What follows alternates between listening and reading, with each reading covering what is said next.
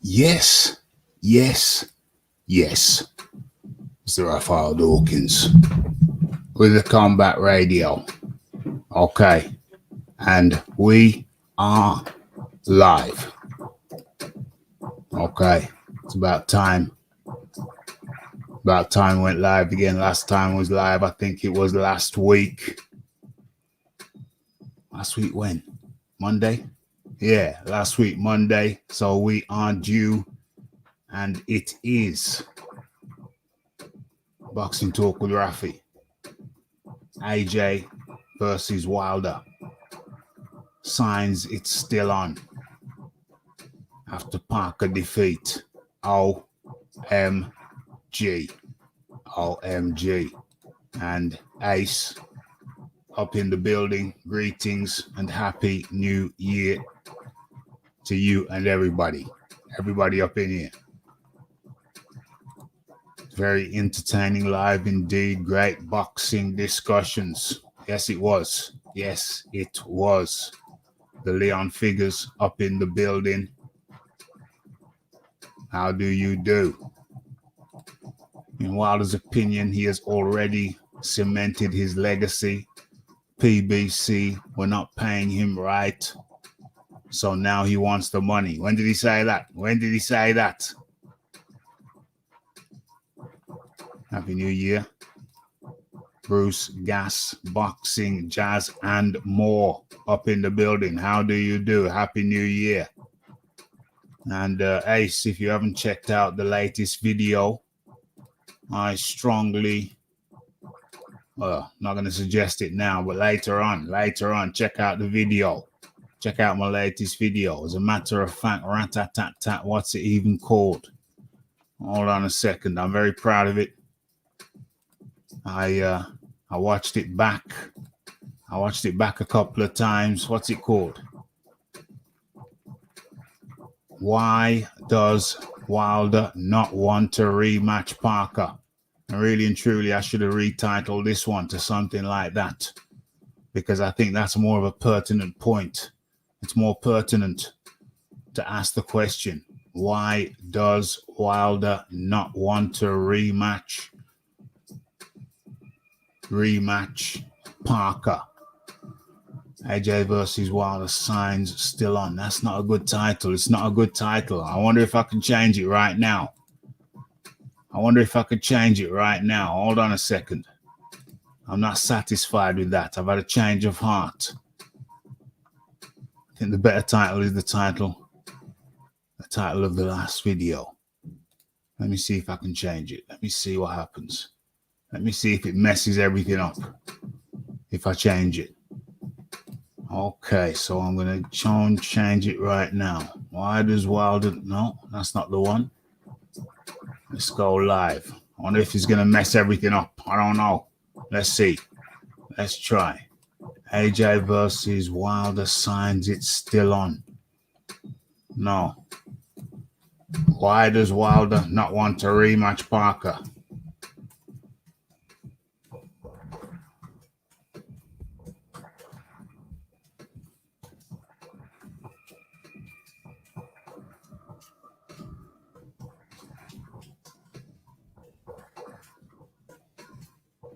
I think that's more pertinent.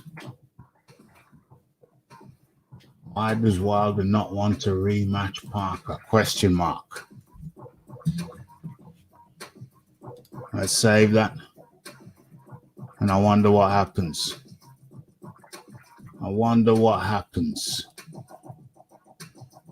Okay, we'll check it out. I think it's a masterpiece. I don't say that too often about my own work, but I really feel that I took my time, and I think I nailed it.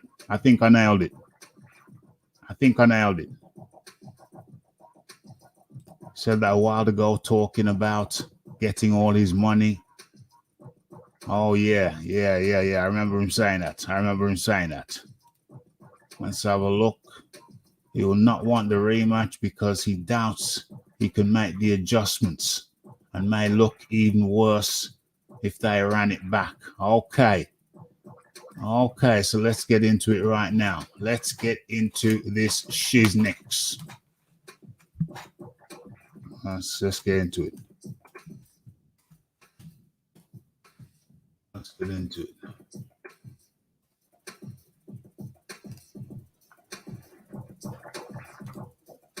Let us get into it. I'm on Instagram. What am I looking for? What am I looking for? I know. We're looking for Deontay. Looking for Deontay, the bronze bomber Wilder. Okay. And let me share my screen with you as we get into this, as we go on a journey. We're looking at some upcoming fights later on. But for now, this is how we're starting the show. Let's see if I'm showing what I should be showing. Okay, let's have a look. Okay. Is this what we're looking for? I think so. I'll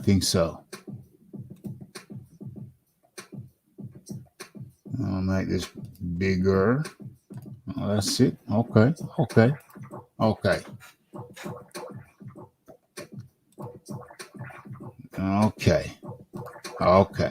So, Deontay Wilder. Hold on.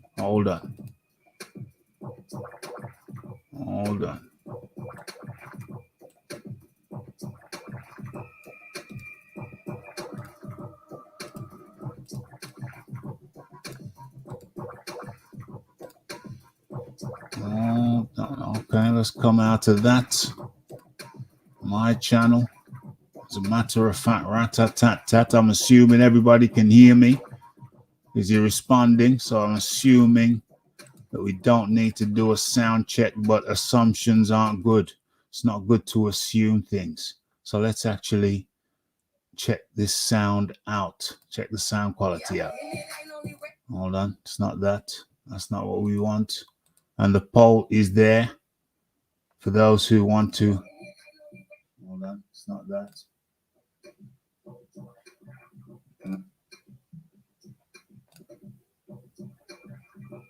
Okay, let's come out of that. Okay, that is sweet. The levels are fine. The poll is there for you to get into. Let me correct the title now. We've got a new title. Let's get into that. And let's correct it. It's a better one. Paste. Okay. Show that. Boom. Okay, we're good.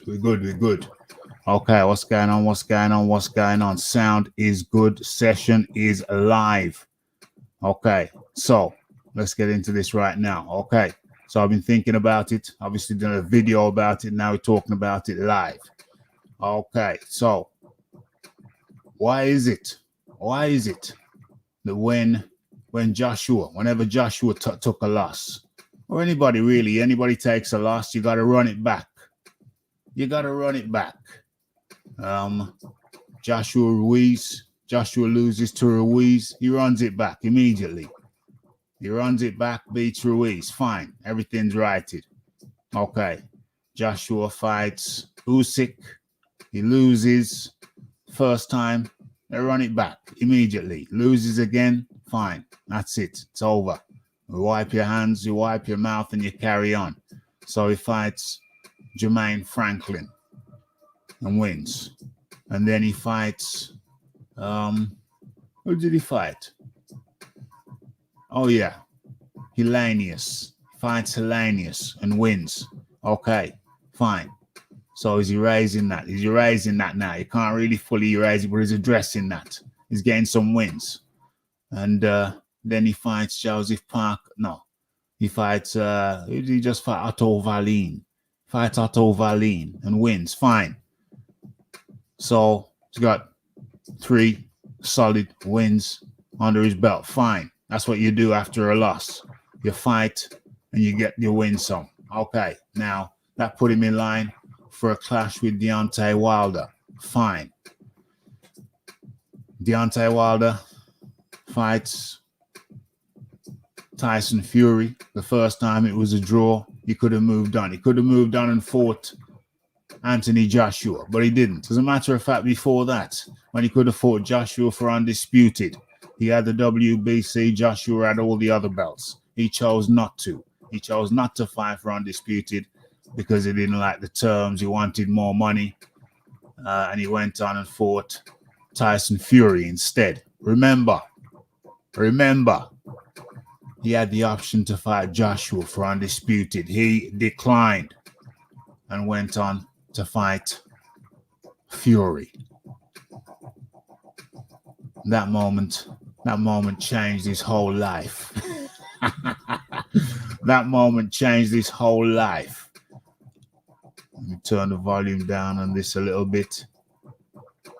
That moment changed his whole life because then he could have moved on from Fury with a draw, but no. He said he wants to get a conclusive win. And remember the real reason he was fighting Fury. It was to up his weight. It was to up his bargaining power around the negotiation table. So let's get that clear. Let's get it clear. Deontay Wilder fought Tyson Fury to up his weight around the bargaining table. Up his chips. Up his chips. It was a bargaining tool. Deontay Wilder saw Tyson Fury as a bargaining tool. Win, and he ups his bargaining power with Anthony Joshua. And I think sometimes we lose sight of that. We lose sight of that. But it's very important to remember that was the reason that Deontay Wilder was fighting Tyson Fury, to up his bargaining power for a fight with Joshua. So then he's not satisfied with the draw. He goes on to a second fight. They have the second fight. Hold on, no, there was a big delay. There was a big delay with the second fight, wasn't there? Because Tyson Fury decided, no, I'm not going to rematch him just yet. You almost knocked me out. I'm going to go and have a few fights. Have a few fights with some other cats. Get me skills up. Get me skill game up. And then come back to Deontay. And remember, Deontay Wilder was very upset because they fought in December 2018. And then it was supposed to be an immediate rematch, but Tyson Fury went off and fought Tom Schwartz and Otto Wallin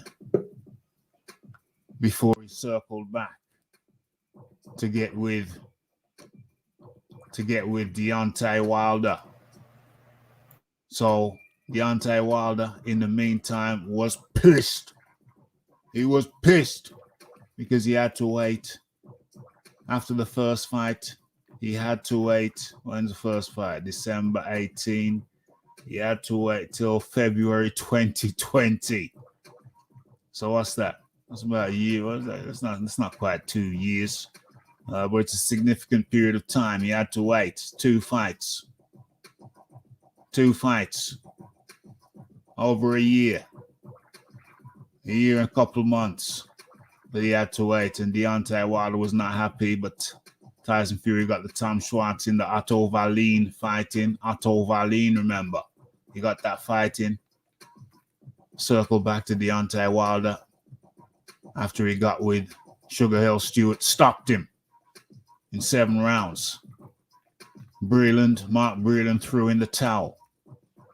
So that was February 2020. And then it was October 2021. So that's over a year and a half. See how they've strung this thing out for over 3.5 years when they got the trilogy fight. And Deontay Wilder got stopped again after he dropped Tyson Fury a couple of times. Tyson Fury dropped him a couple of times and stopped him ultimately in the 11th round. And what did Deontay Wilder do after that? What did Deontay Wilder do after that? Let's have a look. Let's have a look what Deontay Wilder did after that. After Tyson Fury in, what is that, October 2021. He didn't fight again until October 2022. Okay, took some time off to heal. Fair enough. But did he stay busy in 2022? No, he didn't. Did he stay busy in 2023? No, he didn't. Came back and had one fight at the end of 2023. So that was basically his second fight in 2 years. And his first fight was a year ago, a year prior. And it was only one round. And now people are complaining. They're saying, well, hold on a second. He was inactive. Deontay was inactive. He should have had other fights. He should have been busier. Why did you put him why did you put an inactive fighter in with an active fighter? Why did you put the inactive Deontay Wilder in with the very active Joseph Parker? It should have been the other way around. I say it should have been the other way around. They should have put Joshua with Parker and Deontay Wilder with Otto Wallin. But the fools don't seem to realize that Joshua has already beaten Joseph Parker. He's already beaten him. Don't they understand? Don't they know? A lot of them cats over there probably don't know that Joshua has already beaten Joseph Parker. So what the hell is all that about? And Otto Wallin himself has been busy. So what are they talking about? They're saying that Wilder had the tougher matchup, the tougher competition. But what they don't realize is that some of them don't realize is Joshua has already beaten Joseph Parker. It's madness, I tell you, Iron Kong. It's madness. It's madness. Let's have a little parliamentary procedure here. Indeed. Pleasant 2024, my brother Raphael Dawkins of Dawkins Towers. Hey, much appreciated, Brother Kong. Much appreciated. Happy 2024 to you and yours and everybody listening, everybody in the Raphael Dawkins Combat Radio sphere, the YouTube boxing madness, everybody, each and all, man, woman, and child. Happy 24 to you. Yeah, man.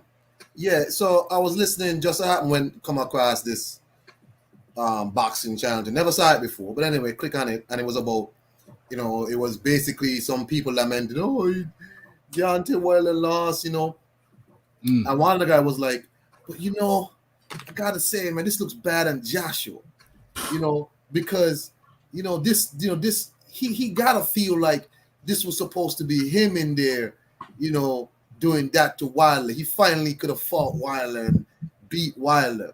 I mean, Deontay Wilder fought a much tougher opponent than him. And to me, this kind of takes away from Joshua's glory. So I typed in the box. I say, why would it take away from Joshua's glory for Deontay Wilder to lose to somebody who Joshua beat 5 years ago, took his belt when the guy was undefeated and much younger? That's how I know, Rafi. Yeah. These guys don't actually watch boxing. They don't watch it. They don't know nothing about boxing outside of pretty much PBC. These people have no clue that Anthony Joshua beat Joseph Parker 5 years ago when he was young, fresh, a champion, undefeated.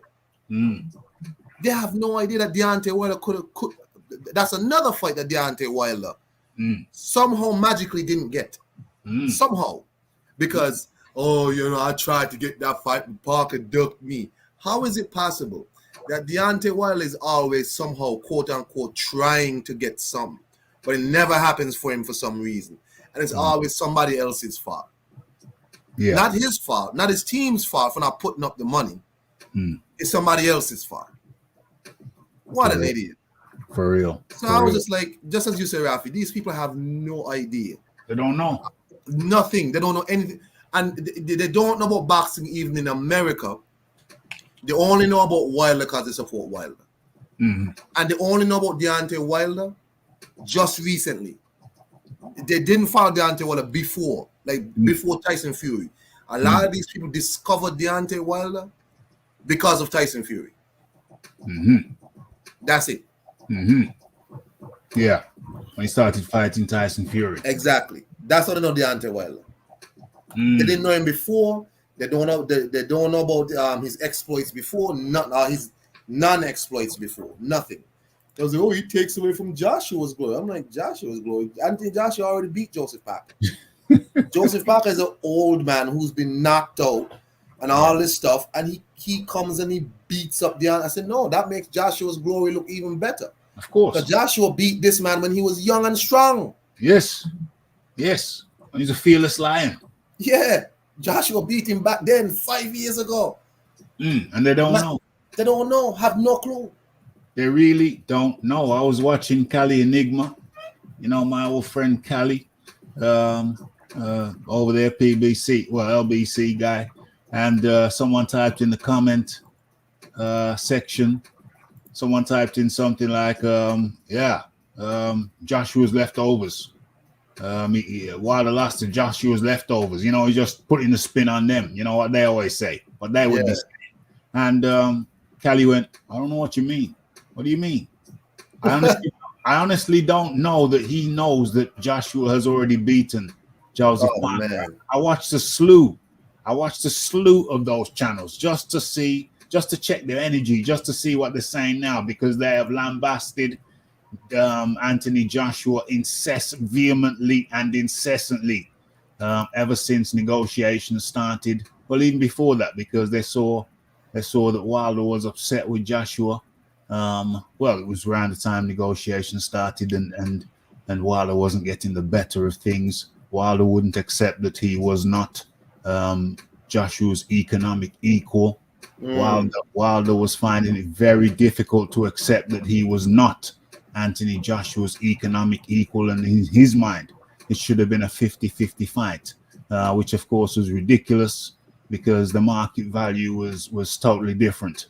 Joshua had multi-millionaire, billionaire sponsors in the forms of various companies, Hugo Boss, and various, I think Adidas or whatever it is, bulk powders. That's a nutritional company.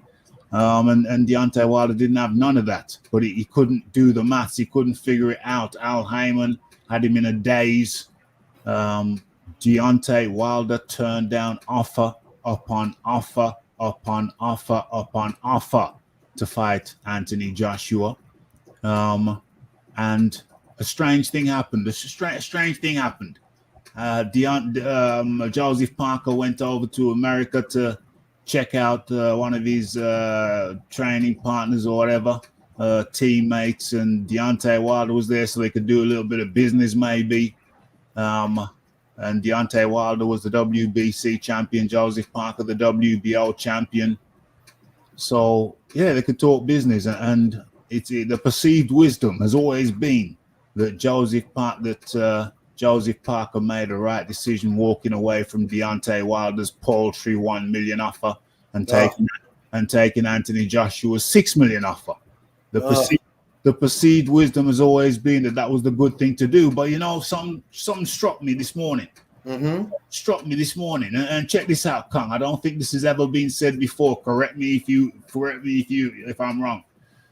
Joseph Parker, on reflection, Joseph Parker made a mistake in accepting Joshua's $6 million offer and declining Deontay Wilder's $1 million offer.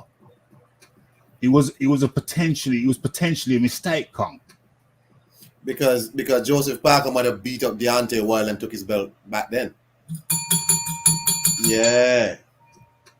And now it would have been a 2-belt holder. You'd have had the WBO and the WBC.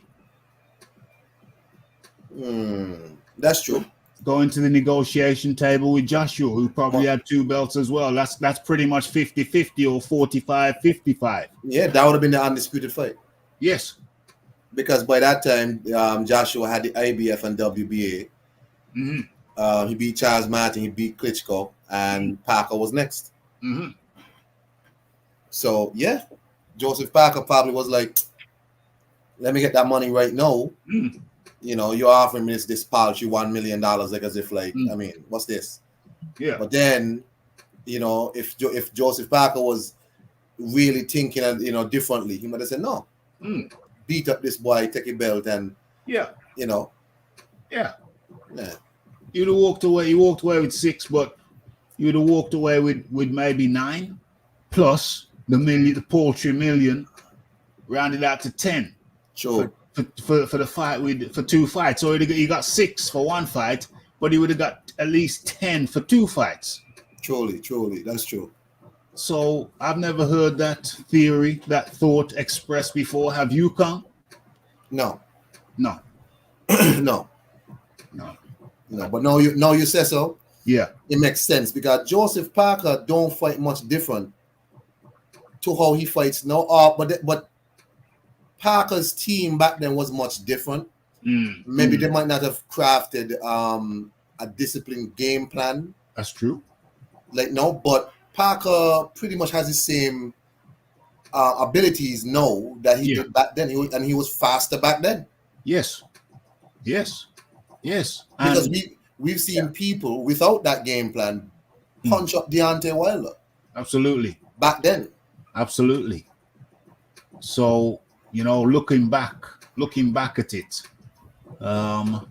Joseph Parker may have been wiser to take the Deontay Wilder fight for the paltry 1 million, get his belt off him if he's confident, get his belt off him, and then walk into negotiations with Joshua for an undisputed fight.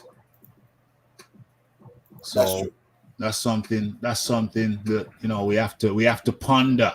We have to ponder now, seeing how well Joseph Parker did. And to me, it was a 50-50 fight anyway. So it was a good chance that he could have taken his belt back then. Let's not forget that there was never a contracted rematch for the first fight. It was stupidest. It was the stupidest agreement in history. Wilder treaded water while Fury got sort of fit. Absolutely, it was not a contracted. Yeah. That's it a was fact. not. It was not a contracted rematch. He opted to do it. Wilder did this to himself. What could a Wilder have done? Wilder could have done the first fight. I said, okay, to Joe, you know what? You're better than I thought. You go away for a while. Let me just go and fight Anthony Joshua for undisputed. But Wilder didn't want to do that. He didn't want to do that. Greed. I say it's greed. Greed kept him in the loop, in the Tyson Fury loop. And ultimately, yeah, he probably cleared 30 million over the 3 fights. Probably cleared 30 million, walked away with 30 million. That's a lot of money. So he did good financially. But he still did not do as well as he would have done if he'd have took the DAZN offer. Okay. The first offers, you know, they were still career best for Wilder. But okay, you know, it wasn't as big as the DAZN offer later on. So you could argue he did well to decline the initial offers and wait for the DAZN offer, but there is no argument. There is no reason why he walked away from 120 mil from DAZN, and he still hasn't made that up now. And he's still, even fighting in Saudi, they're not paying. They're paying double. They might be paying double. They're playing well, yeah. Deontay Wilder is reputed to have made somewhere in the region of 15 million for the Joseph Parker fight. That's fine, but it's not. It's very good. It's very good considering he's not a champion, but it's not crazy. Some people have been throwing around 50 mil that he got. Of course not. You got 15 mil. That's what I heard. 15 mil for that fight. It's reasonable. It's doable. It's very good, but it's not crazy money, and it still doesn't match what he would have got had he accepted the DAZN offer. So this guy's an idiot. The thing is, Rafi, when you have somebody like him, yeah, who is very emotionally driven, like everybody knows his emotions rule him. Yeah. You know, when he gets up in his mind that he's been disrespected, like he'll create an entire scenario in his own mind. Yeah. And when you have people like that, Rafi, you would know when people are delusional, it's very easy to kind of nudge them one way or the other and make it look like it's their idea. Yeah. Right? Yeah. So while so his handlers nudged him into not taking his own offer for their own purposes. Yes. For their network purposes. And then make him feel like, nah, they're trying to disrespect you. You know what I mean? You know, you gotta stand up for yourself. You know what I mean? So he thinking, yeah, you know what? Yeah. They are disrespecting me. You know what I'm saying? They gotta show me more respect. You know, I need more money. How much is Joshua getting? How much is Joshua getting? Exactly. How much is he getting? How much is he getting? You're offering me this, but how much is he getting?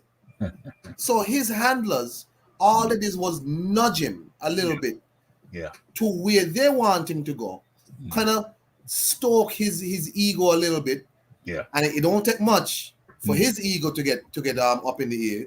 And then all of a sudden now, he turned it down. He's on video with Shelly Finkel when they asked Deontay, I think it was one of his sycophants, Deontay, why did you turn down the money? He tried to answer, and then Shelly Finkel said, I'll talk about the business, Deontay. I'll handle this. I'll handle this. And all what he could do was step back and drink a bottle of water and shut up, because he really had no because when he's asked directly, maybe he started kind of realize, well, why did I turn on the money? You know what I mean? And then Shelly was like, oh no, his eyes are opening. Let me close them back down again. I'll answer this. I'll answer this. Clown, emotionally driven. You know what I'm saying? And so manipulatable. So manipulatable. You know, it can be easily manipulated. Or certainly he was back then. He certainly was back then. And they manipulated him. They got rid of Lou DeBilla. Al Heyman got rid of Lou DeBilla. Overdrive, Shelly Finkel. You know, he works with Al Heyman. That's where his bread is buttered. So he's got to keep Deontay in line. So the manipulation started. They're disrespecting you. Ask him how much is Joshua getting? And they just blindsided the kid. Blindsided, well, he's a man. He's blindsided the fella. And it took him a while to realize that he'd been mugged off, as we say over here. He'd been properly mugged off, being made a mug of. And I think right now what we're seeing, the reason Deontay Wilder doesn't want to rematch Parker is he's scared of losing. He's scared of losing and totally messing up the bag. He's already messed up the Joshua bag, but he's scared of putting the final nail in the coffin, and he's not confident. I started off by saying when a top fighter loses, they look to right the wrong. Normally, they look to right the wrong. They want to run it back. And if they don't run it back with that particular individual, because that particular individual has declined or whatever, they run it back with some other people. And then they build their records back up. But Deontay Wilder doesn't want to do that. He's scared that he can't do that. What we saw with Deontay Wilder in how do you pronounce that? Riyadh. In Riyadh. What we saw from Deontay Wilder in Riyadh is that he came. This was his litmus test, fighting a guy who consistently fights legitimate top 10 guys, not people who just been shot up in the rankings by a governing body because their champion wants to fight him, but really before that his real position is number 50 in the rankings. No, we're talking about legitimate top 10 guys. He fought a legitimate top 10 guy who frequently fights other legitimate top 10 guys, and that was always going to be his litmus test, even more so than Fury, because Fury dips out to top 10. He only occasionally fights a top 10 guy. So this was his proper litmus test. Joseph Parker. An even better litmus test would have been Anthony Joshua, because Anthony Joshua only fights top 10 guys, legitimate top 10 guys. And so that would have been an even better litmus test. But he came up against a litmus test and he failed. He looked terrible. He looked terrible. He looked shot. He looked like he didn't know what he was doing. Malik Scott. What kind of job is Malik Scott doing? Malik Scott even a trainer? Is he even really training? Deontay Wilder, because when the sound went out, on the broadcast, all you could do when you went to the corner was look at the body language. You couldn't hear nothing. So you just had to look at the body language. And I looked at the body language, and Deontay, what's his name? Malik Scott looked kind of somewhat distant, somewhat removed, as if he wasn't really giving his full input, but just he looked more of an advisor than a trainer. And when you think about why did Deontay Wilder get rid of Mark Breland, it seemed it was because Mark Breland actually wanted him to work. And when he didn't work, Mark Breland was disappointed in him. Deontay Wilder could see he was disappointed in him. Mark Breland didn't hide the fact that he was disappointed that Deontay was half-assing it, not running, not skipping, not want to work on the heavy bag. And it seemed that Malik Scott seen all of that. And so Malik Scott has come in doing a tactical job. He's saying, well, I'm not going to do what I saw what Mark did. I'm not going to do what Mark did. Because remember, Mark Breland was talking about times when he turned up to the gym and Deontay Wilder was supposed to be there at a certain time. He didn't turn up till a couple of hours later. And other times, Mark would go to the gym and then JDs would pull Mark aside and say, no, don't talk to him. Don't talk to him now. He's not in a good mood. Just run by what you want to do. Let me check it out and let me get with him and see what he wants to do. So that was the kind of environment that Mark Breland was working in. And Malik Scott has seen that. And I can't help but wonder, does Malik Scott then play tactics? Say, well, Mark did this and he didn't like it, so I'm not going to do that. I'm going to approach it like this. So is Malik Scott really working in the capacity of a fully fledged trainer with Deontay Wilder? Or is he just someone who suggests things to Deontay Wilder? What do you think about this, champ? Because we saw the training footage and we know that a lot of that was just for show. It was just for the camera. It wasn't real. Because if Deontay Wilder was training properly for real, surely he would have looked better than that. Surely, Kong, you would have looked better than that. So, Deontay Wilder has gone on to say in the interview with 58, 78, whatever 8, he's gone on to say, when I get back, well, he's back. So, I'm going to have to call, well, I can't say his name, but he's an old school trainer. He's an old school trainer, a real good professional. I should give him a call now. What time is it? Oh, 7? No, it might be in bed. He's a busy man. Might be in bed.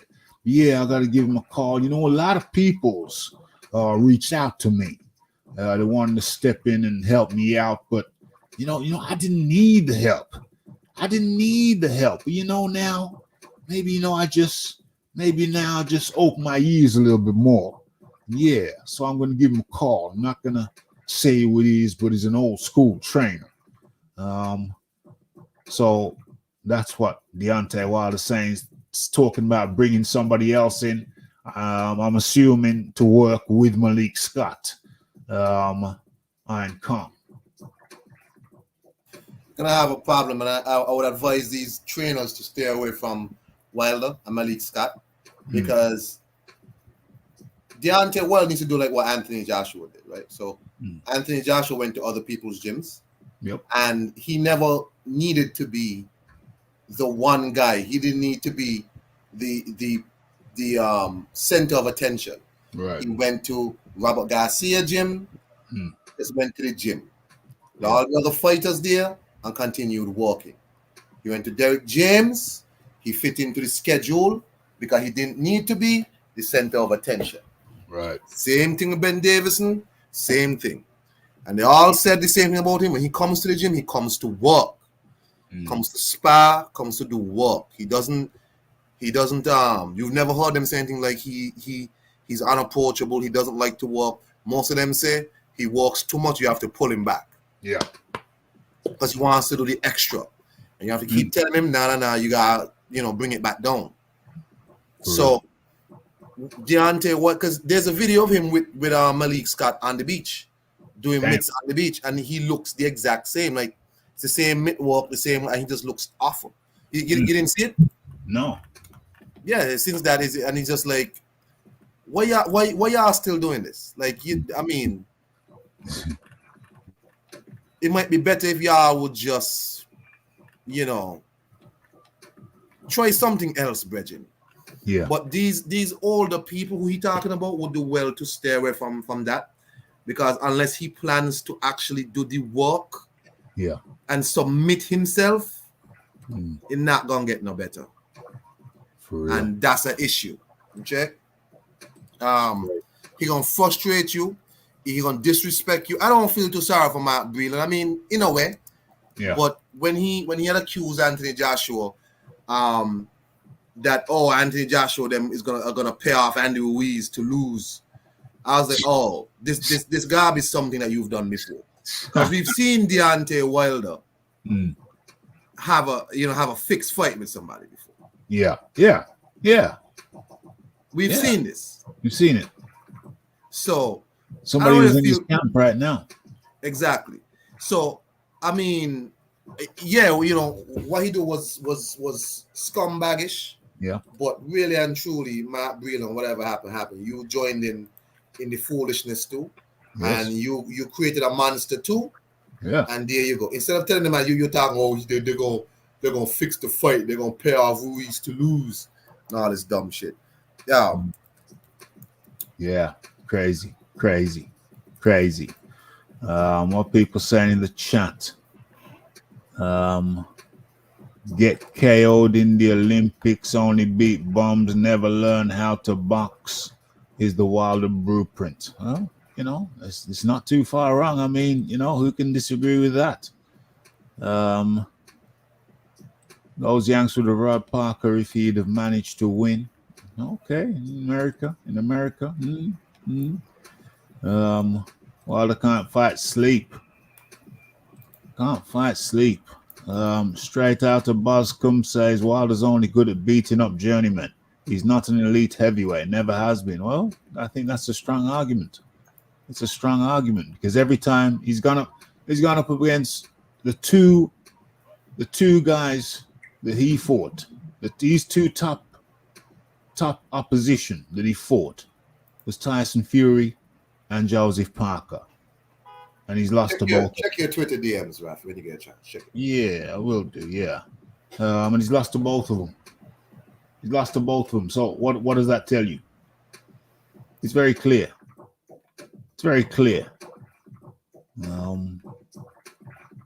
What's this? Remember, he punched the taco mascot thinking it was a real taco. OMG. It's funny that people. It's funny that people are still saying that Wilder is humble now after licking the toad in the forest, despite this lack of humility and sportsmanship after a sound thrashing. Well, he sounded very humble in the ring, but it's just when he got out of Saudi and he got with them cats, doing interviews with them cats, then, they feed him up, they pump him up, they kiss his ass to the maximum. It's almost embarrassing. It's hard to listen to. It's comical. I've got some good comedy moments out of just going around at them channels, which I don't really frequent very often. It's just at times like this when I go and have a look what they're saying. It's laughable. It's hilarious. Thinner than hospital soup. Usyk going to finish the other pretender on the 17th of Feb. Damn, that's going to be an interesting fight. Something seriously wrong with Wilder fans. Definitely a cult. It's definitely a cult. As a matter of fact, rat-tat-tat-tat. Maybe I just dropped this now. Maybe I just dropped this little gem now. Okay, so Chris Mannix was talking about Deontay Wilder. And he had some very interesting things to say. Let me adjust my mic settings. because you're talking about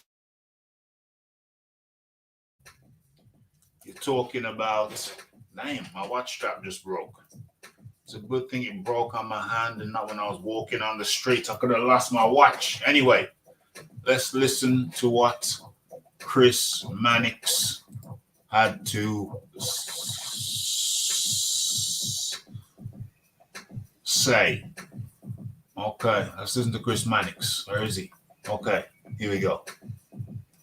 Then a Deontay Wilder fight would bring. So him, Kevin, going down these conspiracy theory rabbit holes just drive me crazy. And he does them oftentimes in interview settings where nobody calls him out on it. Like everybody just lets him go and say these things. And that's those channels who have him on and they just let him go. Nobody challenges his foolishness. Nobody challenges his madness. Anyway, let Chris Mannix expand. He just kind of gets away with it. I just think it's tough to watch because he is such a great guy. He's been such a great fighter. And you don't want to see him go out like this. But he's going out in one of the worst possible ways that he could go out. Well, I think he's going out in one of the worst possible ways that he could go out. He's going to go out as a champion or a former champion who had all the excuses in the world, who blamed everybody other than himself. He could have fought Anthony Joshua years ago. He opted not to. Maybe they knew that he wasn't up to scratch. Maybe they knew that he wasn't up to scratch. Didn't want to take any chances, but let Chris Mannix continue. Differences. Now, I wrote on Friday before the fight, and I got criticized for, they should be fighting each other on that card. And everybody can say whatever they want about the Day of Reckoning card, and God bless them for getting so many of the guys together. But you had minus 1,600, minus 2,500. They weren't competitive fights, and it played out, mostly in the ring, right?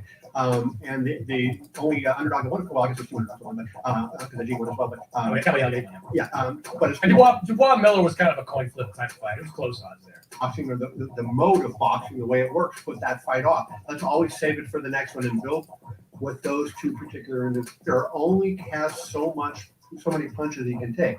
So Wilder fought once, and it was basically a sparring session against Robert Helenius. He never took a punch in that fight. Landed one big shot. The fight was over. And that was a fight that, hey, look, it was on pay-per-view. Damn, he's killing me. So forget about that last bit. It was just what Chris Mannix said. And Chris Mannix was talking about the Yeah. He's talking about the conspiracy theories.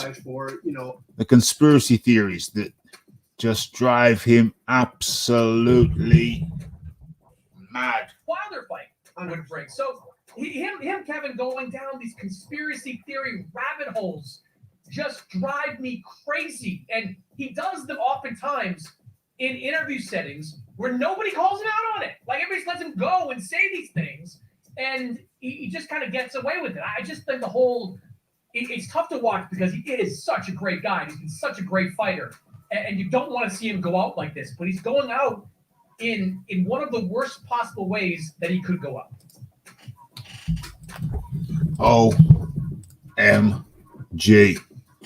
OMG, Iron Kong. Conspiracy theories. Everybody's heard them. Everybody knows them. And it's not a good look. It's not a good look. It's inexcusable. It's beyond logic. It makes you wonder what if the guy is actually in a right frame of mind. Wilder and 78 to idiot. Look here, man. Wilder should have never done the interview. But you see, 78 give Wilder opportunity for 78 to get views. Yeah. Once again, Wilder being used by you with his emotions to benefit someone else. This don't hurt 78 Sports in no way. What it does, it helps him because he gets a lot of traffic. I mean, his interview is being quoted by, all sorts of people from regular print media, social media, all sorts of people. Respected journalists tweeting compliments of 78 Sports TV. And he allowed Wilder to run on with his ridiculous quotes so Wilder could, just make his stuff more sensational, bring more eyeballs to the channel. He gets more ad revenue, more super chats, more everything. So why would he stop Deontay Wilder? Let Deontay Wilder do that. And then Wilder will think, this is I'm in control. I'm the one making 78 do this. I'm in control. But 78 audience said, champ, come on and give your side of the story, champ. Yeah, go ahead. You know what I'm saying? They're ducking you, champ. Oh, champ, I had acid reflux up to my mouth when I saw how happy AJ was. What you think, champ? Man, you ain't lying. Yeah, I was like, oh my God, look at what this guy hyping up what to says, and then you ain't lying, man. That nigga was happy, man. I said, look at him. I was just like, they was happy. They was happy. No, not happy because he won his fight. Yeah. But he's happy because you lost. Yeah. What an idiot. Man. Because once again, that's Wilder projecting, because that's what Wilder does. Yep, because we saw him laughing at Jarrell Miller, right? Oh, he was whooping it up. He was whooping and hollering. When Joshua lost to Ruiz, oh my God. Wilder went crazy online. He lost. Now we see what would have happened. Yeah. This guy's created. He's what? Deontay Wilder. When Anthony Joshua beat Joseph Parker, he didn't knock him out. Wilder was like, see, he didn't knock him out. I'm like, everything Joshua does, this guy finds himself in somewhere laughing. I remember after the Joshua, not Joshua, the Dillian White versus Derek Chisora fight. And when Joshua didn't say he would fight Dillian White next, the crowd booed that. Oh gosh. That same night, I think it was Brazil and somebody fighting. Yeah. And the interviewer said, did you see Dillian White fight? Did you hear he won? Because I think Dillian White was like his number one contender. Yeah. And the guy was like, did you see Dillian White? Did you hear he won his fight? He's like, nah, I didn't see the fight. But I heard they booed Joshua, though. I'm like, what a bum. The guy is sick. What a bum. It's on Fight Night. The video is still up. No one asked him about Joshua. I heard they booed Joshua, though. I'm like, oh, God. What a dummy. He's so sad. He's so sad. He's just a sad guy, man. Sad guy. But I think now at least, because I've been having a great old time, jolly old time. It's a good thing I got a week off before I start my new job on Monday coming, but I got a week off. So I've been watching, and we had the Christmas period. So I've been watching the meltdown. I've been watching certain channels overseas having to eat humble pie, and all of a sudden, well, I actually like Joshua. I like Joshua. I just didn't like the way Joshua aged him out, and they have successfully aged him out. It's the lack of responsibility. They won't take responsibility. They won't say Deontay Wilder should have been fighting more. Well, some of them are saying it now. But it's his responsibility. He aged himself out. He couldn't come to terms with Andy Ruiz because they're like two peas from the same pod. They want to overprice themselves. They want more than market value for their services. Ever since Andy Ruiz got that payday against Anthony Joshua, the $5 million payday, he's been a changed man, and it's not been a change for the better. It's been a change for the worse. So when them two had to negotiate, it just wasn't going to happen. Ruiz and Wilder, two peas from a pod, want more for themselves than is in the whole damn pot. But he did it to himself. And he always pricing himself out, choosing. Anthony Joshua, on the other hand, he chose to take less than market value to get fights done after Usyk. to get to what's that cat's name that he fought with the dreads, the American cat. Steven? Say again? Steven? No, I'm talking about Joshua. Who's the cat that Jermaine Franklin. Franklin, that's it. He fought Franklin, then he went on to fight Hellenius, and then latterly Wallin. So he stayed active, and Deontay Wilder didn't stay active. But it's like the Wilder people, they want to blame Anthony Joshua for Wilder not being active. And that's the lunacy. That's the lunacy of it. I see your tagline is are you asking if the fight is still on with Wilder and Jack? Do you think the fight should still be on, Rafi? Well, I changed the title. I changed the title mid-show. So I don't know how that's showing up. No, I see. Why does Wilder not want to rematch Packer? My bad. Yeah. In the stream, I guess it locks the yes. thing, but on the actual broadcast, yes. You okay? I got you. So why does Wilder not want rematch Packer? What, Rafi? Why lose two on the lose two? Yeah, back well, to back. It's fine. It's a money thing. It's gonna blow his bubble. People are gonna see that he can't function with a top 10 guy. He can't function with a legitimate top 10 guy. Because he's fought two legit top 10 guys, and he's lost to both of them. That's Fury and Parker. Ortiz was his previous best win. Well, Ortiz is his best win.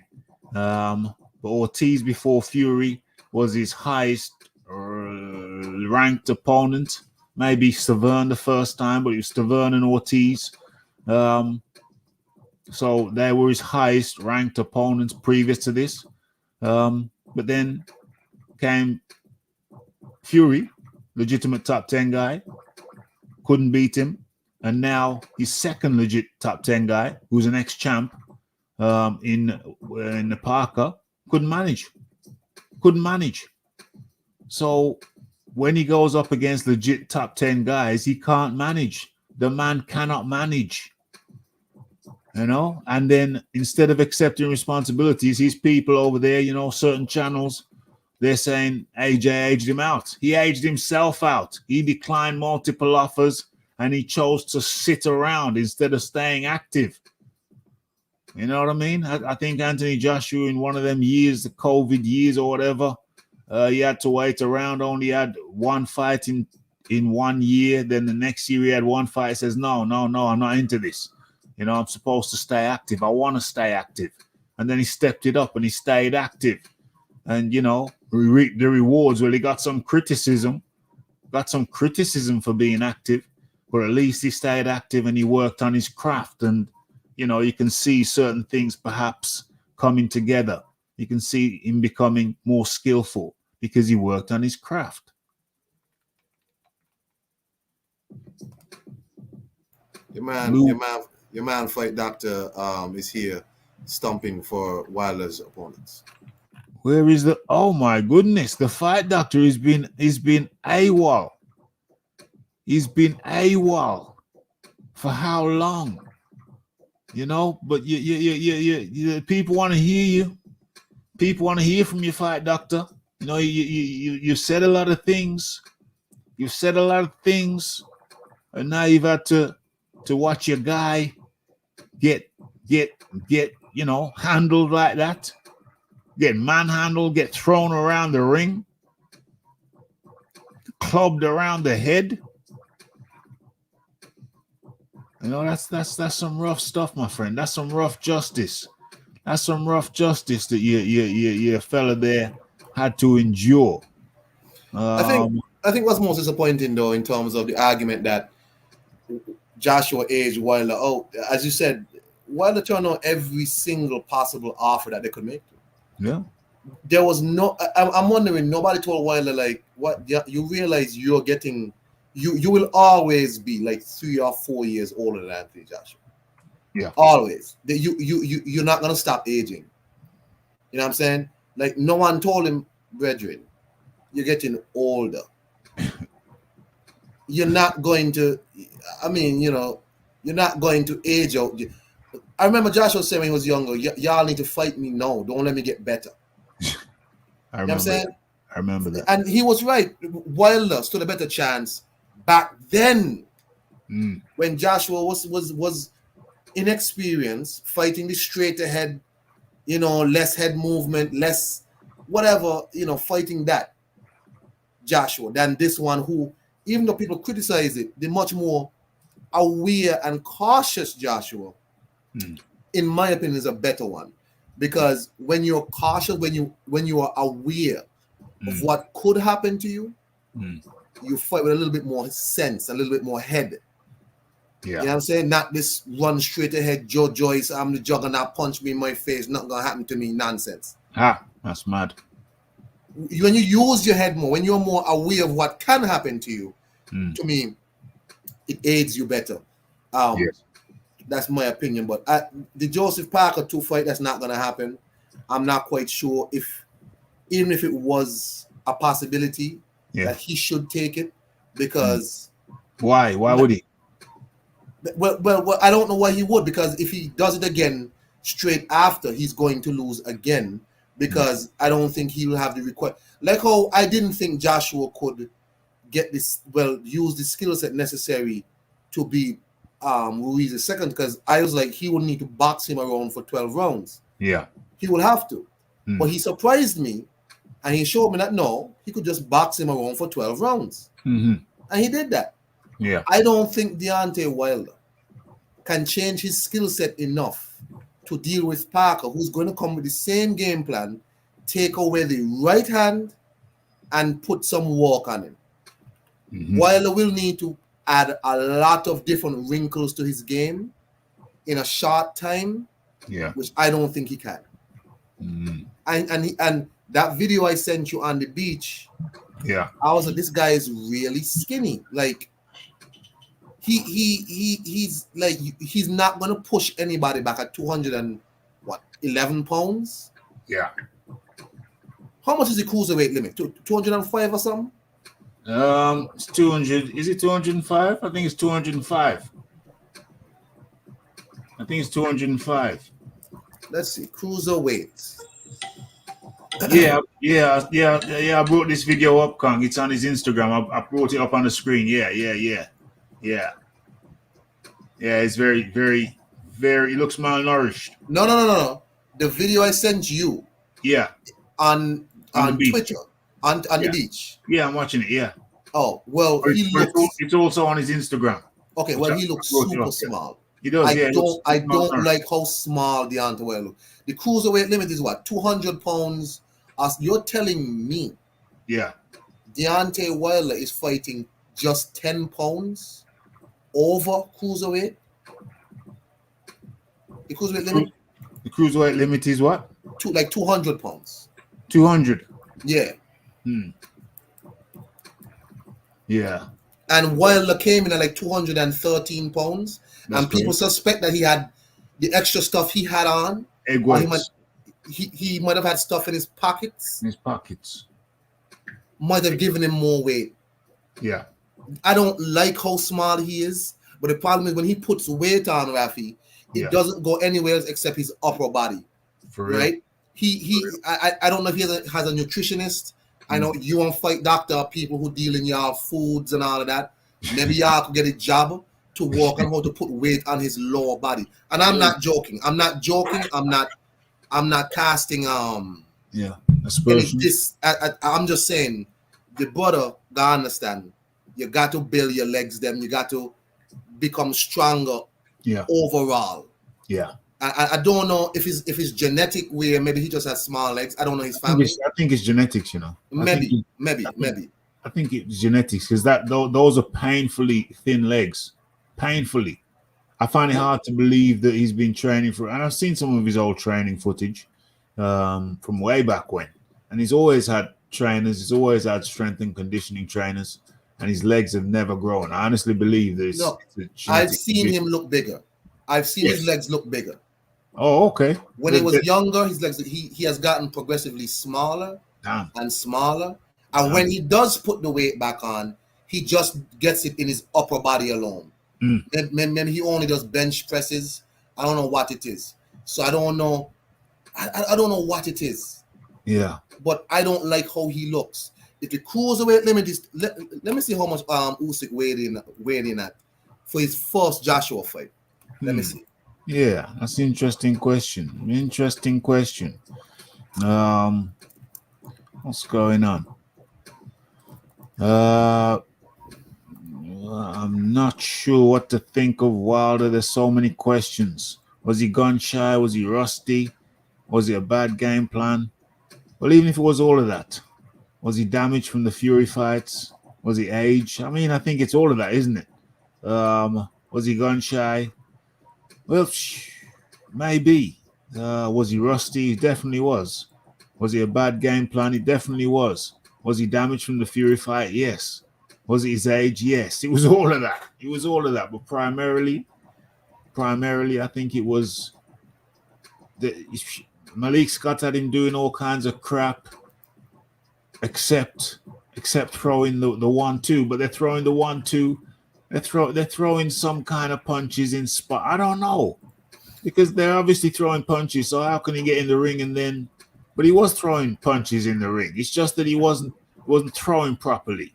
He was so busy thinking about the foot movement and whatnot that Scott tried to get him doing that he wasn't planting his feet properly. He wasn't planting his feet properly and letting off a proper 1-2. And so yeah, the problems start with the feet.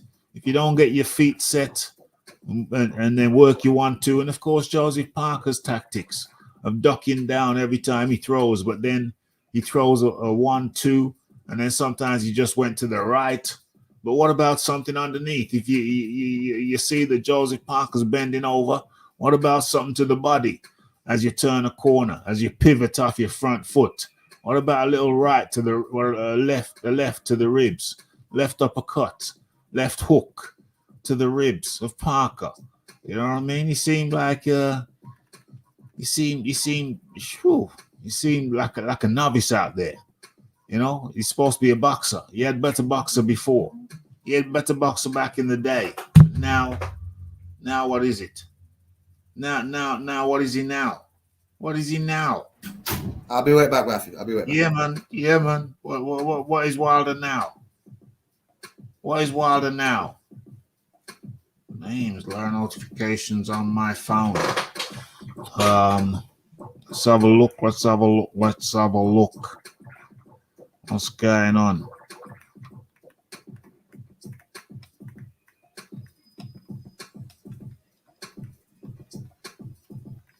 What's going on?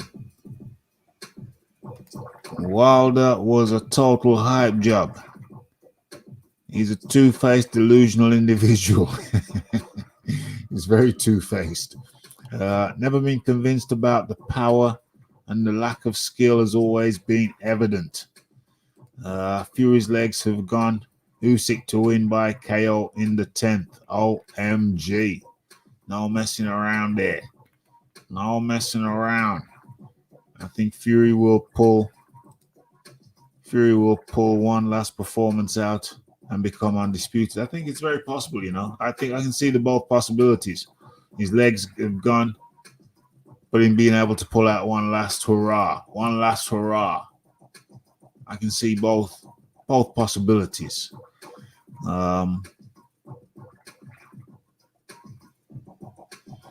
Yeah, all that stuff, all that jazz. Adari Pennant says Queensbury plus Matchroom plus Boxer plus Wasserman equals should join forces, team up, merge, partnership, work together.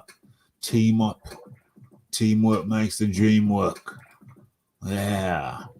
Interesting concept. Because togetherness is relative, isn't it? Togetherness is a matter of degree.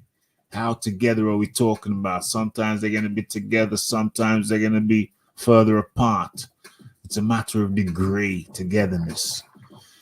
Wilder should fight Zhang. Wilder will get battered by Zhang. That would be cruel. That would be cruel. Remember, the poll is up. What's in the poll? What's in the poll? Where is it? Still up? How long's that poll been up there? Let's have a look. I can't open the poll. Hold on. What happened to the poll? Where the hell did the poll go? How the hell did the poll disappear? Did I close the poll by accident? What the hell's all that about? Where did the poll go? I don't even know. I don't even know what happened to the poll. Oh dear. Oh dear. That's unfortunate. Let's have a look at what people are saying. I'm back.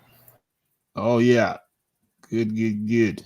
Unless Fury pulls out, he loses. Unless Fury pulls out, so you mean he loses then? Because if he pulls out, then they don't have the fight.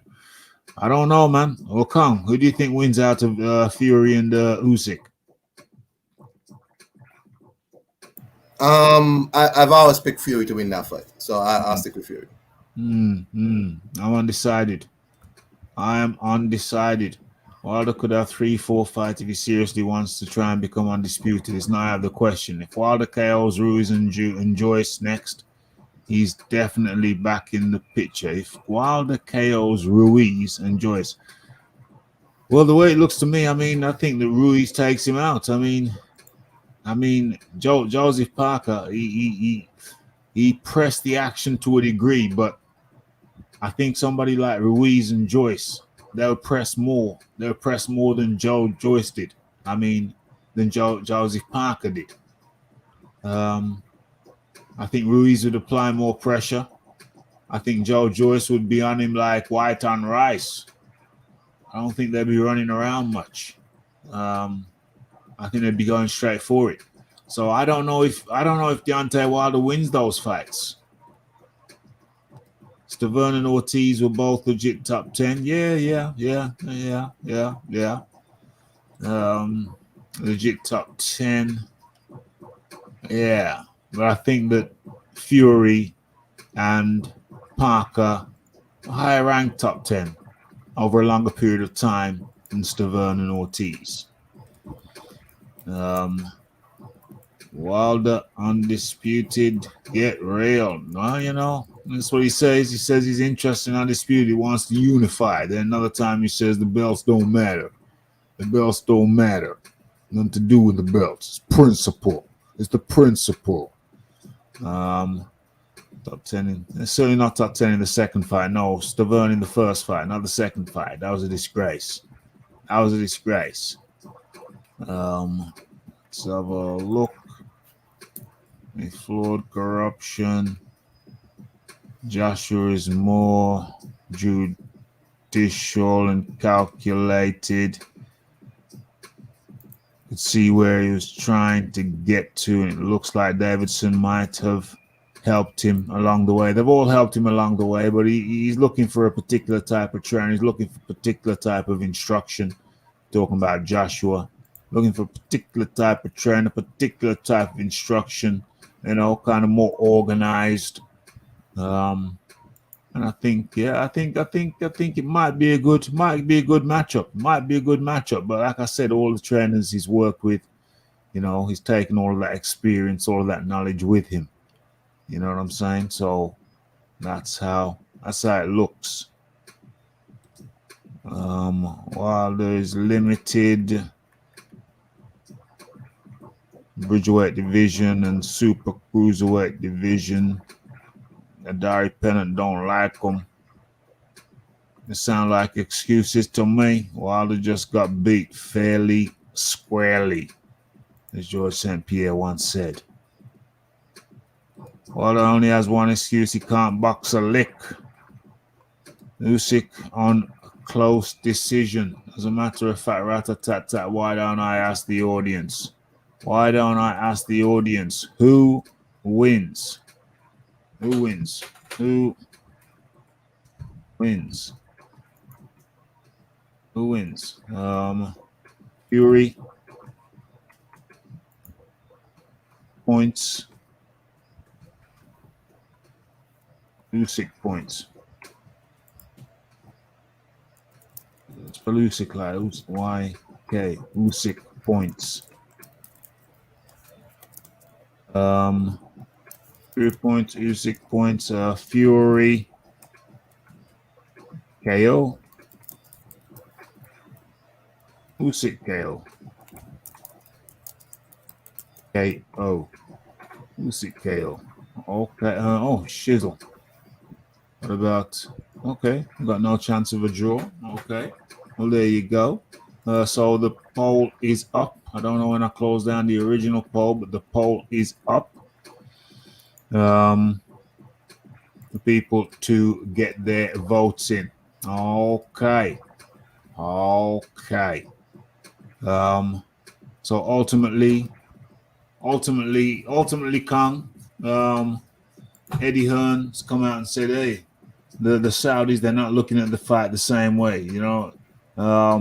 They're not looking at that fight the same way that they were before. They're not looking at it the same way because, damn, was he spinning around the punchback? Did I just see him do a little pirouette?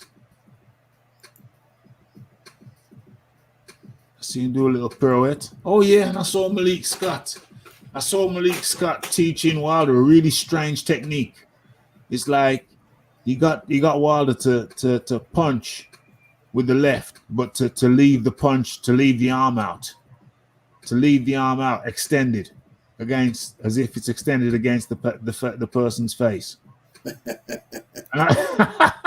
I thought, what a weird technique, because that's like inviting a person just to use that as a clothesline and just bob and weave and slip it and do a hook underneath. And it was a really strange technique, and he does a bit of it there. You see when he pushed the bag and he held his hand out, and I thought, when the hell would you ever use that technique? He does it a few times there. Yeah, Malik Scott got him to do that. That Gavaggio. He was like he was just thinking of some rubbish, any kind of rubbish. And Deontay would walk away and say, well, nobody ever told me that before. I remember watching him do some shadow boxing or something. I don't remember what this was about. It was before COVID, I think. Yeah. And while I was throwing, you ever played Street Fighter? Street Fighter, Ken Ryu, guy. Yeah. It's a computer game, a long time. Yeah, right. Somebody else's console. Yeah. They used to have like moves like the Dragon Punch, where the guy goes, "Sure you," and I saw Deontay Wilder do a jumping uppercut type move, and I was just like, "What is this man doing?" Crazy. Like, this guy is a real dunce. And it's like, people would be upset if you hear me. But it's like, I get upset with Wilder because I know how much he squandered in terms of, I think he placed limitations on himself that didn't need to be there because of his own ego. And I don't like emotional men. I don't like that stuff. No. I don't like people who play around the racial issues for their own gain. I don't like narcissists. And he's all of those people. Yeah. So I don't rock with Wilder for those reasons. And I mean, let's not even talk about his boxing habits, because that's the easiest thing not to like. But he has a lot of things for me that are questionable, and he projects a lot, and I don't like that at all. But he's not going to rematch Joseph Parker, because why would you rematch Joseph Parker to what? Lose again? He has a problem. He wants to fight Anthony Joshua because he knows every fight that's available to him, because he's not going to take pay cuts. No. Joshua took pay cuts to fight Jermaine Franklin. And then when the Dillian White pay-per-view fell through, he had to take a pay cut to fight Hellenius. Yes. He didn't make big money to fight Otto Wallin, right? Yeah. And that's the whole thing. You got to keep yourself busy. Wilder is not going to cut his money down so he can fight, well, I guess more C-class, B-class people, right? He's not going to cut his money down. Why don't he fight Jermaine Franklin then? Franklin not doing nothing. That's a common Anthony Joshua point. That's somebody who Deontay Wilder said, oh, that's a serious fighter. He better be switched on. He better be careful. That's a serious guy. Deontay Wilder talking about Jermaine Franklin, right? So why he don't fight Jermaine Franklin? He not doing nothing. Fight Jermaine Franklin. Well, go ahead. He could fight Jermaine Franklin. He could fight. Well, he could fight. Who? He could. What was I thinking? He could fight. Oh, here's the two fights that I thought of for Deontay Wilder: Daniel Dubois or Joe Slow Joyce.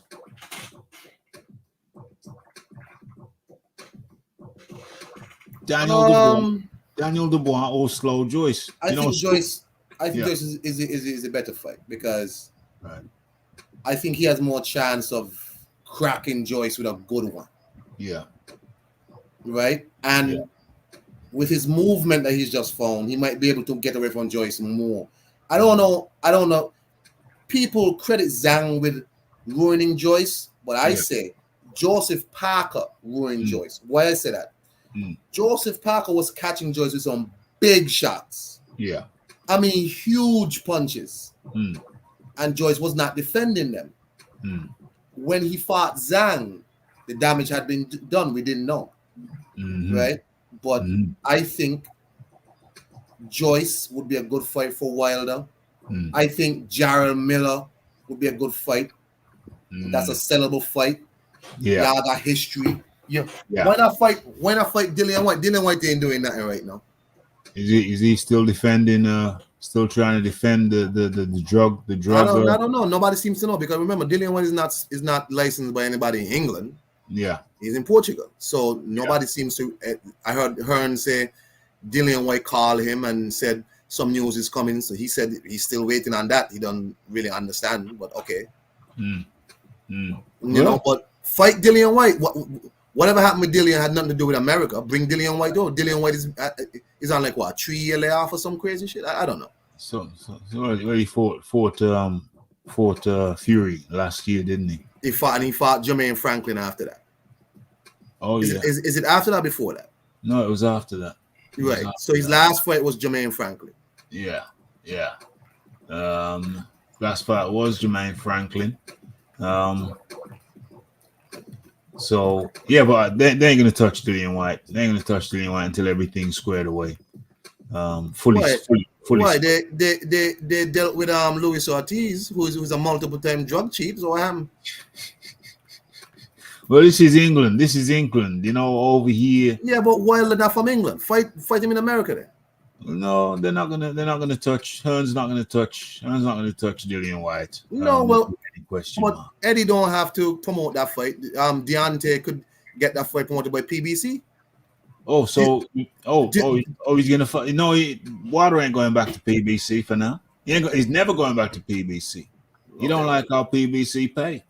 All right, okay, all right. You don't like how they pay. You don't like the bag. The bag ain't big enough from PBC. There's a bigger bag in Saudi, and it appears. So Jermaine Franklin, that was October last year. Well, 2022. So what? That's 12, 13, 14 months ago. Jermaine Franklin was his last fight. And he fought Fury in the April of 2022. So he's been out of the ring for 14 months now. 14 months. They ain't gonna touch him. What am I saying? Franklin would kick his ass. Franklin. The reason I'm saying no to Franklin is that Franklin, he ain't got no charisma. Franklin ain't got no charisma right now. Charisma to the boxing audience. His name ain't sparkling. But Dubois, his name rings bells. Joe Joyce, his name rings bells. And Joe Joyce might be the one. He's coming off two losses. So that should give Deontay Wilder some hope. Fight a guy coming off two stoppages.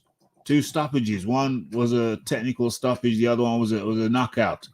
Joe Joyce was sprawled on the ground. Surely that will tempt Deontay Wilder. You were saying that you didn't. But what I say about Joe Joyce is, remember, he's fighting a southpaw. I say that wouldn't. If Zhilei Zhang was an orthodox fighter, I say that wouldn't have happened. I say that was more about the southpaw than anything else. Maybe, Rafi. But I mean, Joyce fought so much amateur fights. I don't understand. You gotta understand. Zilly Zhang made Joe Joyce look absolutely amateurish. Yeah. And that can't just be because of Southpaw, because he fought Hrgovic and Hrgovic didn't look like, he didn't make Hrgovic look like that. That's correct. I mean, I didn't see Zhang make anybody else. Hold on. Zhang almost knocked out Hrgovic. Yeah, but he beat him up, but he didn't knock him out. He almost, you know. No, but Hrgovic was technically responsible after he realized that he was in a tough fight. Yeah, whereas correct. Joyce didn't seem to understand how to even adjust. Jerry Forrest didn't look like that. Yeah, exactly. I've never seen Zhang make anybody look like that. Nobody. Joe Joyce made Zhang look like a straight up murderer. I don't understand. It's like I'm still confused. Not that he lost, Rafi. Okay, he lost. Yeah. But just how witless he seemed. Yeah. Just how you know, I don't understand. Yeah, clueless. Yeah. It was as if he wasn't trained to fight a southpaw. Now some people say, well, you don't have to train to fight southpaw, you just fight him, right? But that's unwise, because there's certain things that you have to do. You have to be responsible. You have to understand. First thing you have to do is you have to use your backhand more, because they use their backhand for fun. Whereas an orthodox fighter uses backhand every now and then. But no, with the southpaw, you have to use your backhand more, because your backhand is your right hand, and it's perfectly lined up. If you've got the outside foot position, it lines perfectly up for one, straight down the middle, straight down the pipe. And they use their backhand more, so they can easily outpoint you if you don't realize that you have to activate the backhand more when you're fighting a southpaw. That's one of the key things. We all know about the foot positioning. Position your front foot outside their front foot. Susceptible to the straight backhand down the pipe. Also susceptible to the left hook. So yeah, it's like Joyce just clueless. Two times. It was crazy. Absolutely crazy. But what have we? Is there something that we should talk about that we haven't talked about? Is there? I don't know. Not really for me, Rafi. I just know why he won't fight Parker again. But if you could map out, Rafi, 3 fights for Deontay, because the Joshua fight ain't happening. Right. 3 fights this year for Deontay. Yeah. Well, how would you map it out? Okay, so am I mapping it out in favor of Deontay? So am I trying to give him easy fights, or? Well, Rafi, at Deontay's level, and the money he want, ain't gonna be none of them kind of fights really. But let's start with the first one, slightly lighter. Not a killer, the first one. Who would you put him in there with? Okay, I say Joe Joyce, because Joe Joyce got just about been knocked out 2 times. You can't get any softer than that. Seriously, you can't get any softer than that. I say Joe Joyce. He should be able to beat Joe Joyce. That's the first fight. I mean, how much softer can you get? No, Joe Joyce is the perfect. You just been knocked out. Who else in the top 10? Let me bring up the Ring Magazine top 10. But I'll just tell you my picks anyway before I bring that up. It's Joe Joyce, the first fight. The second fight would be Daniel Dubois, and the third fight would be Miller, Big Belly Miller. Or by the time you get through the 2 fights, I think if he can get through 2 fights, if he can get through Joe Joyce and get through Daniel Dubois, then I think an Anthony Joshua fight would be fine. If he gets through them 2, listen, on this day of reckoning, they had American fighters versus Brits. Well, not really, because Joseph Parker and a Brit. But anyway, okay. But they had American fighters versus non-American fighters. So you had Miller versus Dubois. You had Wilder versus Parker, a Polynesian guy, a Samoan fellow. And yeah, so you had, and what the connection is the Parker connection. The connection with Parker is that Parker had been beat by Joshua. So even though there's Parker in there was still a connection to Joshua. There's still a clear connection. This is a common opponent. Let's see how you do against a common opponent. People always talking about common opponents. Well, now you got a common opponent. Now you got a real common opponent. One who lost to Joshua and one who beat Wilder handily. So that would be my pick. Really and truly, would be Joe Joyce, first one. It's coming off 2 stoppages. Daniel Dubois, because the Americans really enjoyed that Miller Dubois fight. They really enjoyed that. And they've talked about slow Joe often. So put him in against slow Joe. Then Daniel Dubois. And if he gets through those fights, I don't see any reason why they can't have a scrap with Joshua. How does he deal with those guys though? How does he deal with a Daniel Dubois? Because Daniel Dubois is hittable. You've seen that. Have we not? Have we not seen Daniel Dubois being hittable? I think we have. Yeah, he's hittable. So we're saying, so you're saying Joyce, Yeah, Dubois, and then Yeah. AJ. Yeah. There's 3 Brits. Okay. Three lions. 3 lions. That's not bad at all. Yeah. They want to see UK. They really enjoyed the Daniel Dubois fight. I've listened to some of those channels, and they're really, they're very enthused by Daniel Dubois' latest outing. And they want to see him, and they will see Daniel Dubois as hittable.